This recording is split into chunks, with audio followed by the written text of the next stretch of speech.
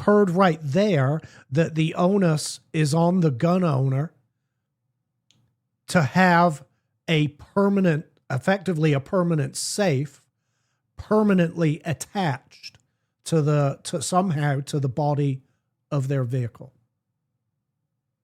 which is pure insanity, and it would be a crime not to do it. Right. Then there's the financial side of this. House Bill 1094, Senate Bill 763, and again, other related bills. I'm just hitting the biggies.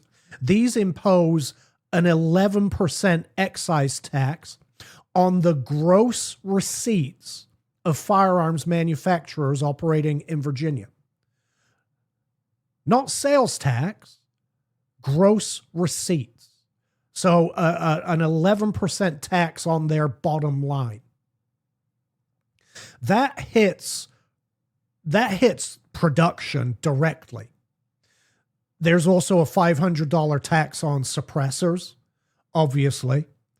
They basically want to price self-defense out of reach for normal people. They believe that they'll raise tens of millions of dollars in revenue, which will be dumped into gun violence intervention and prevention funds, they say.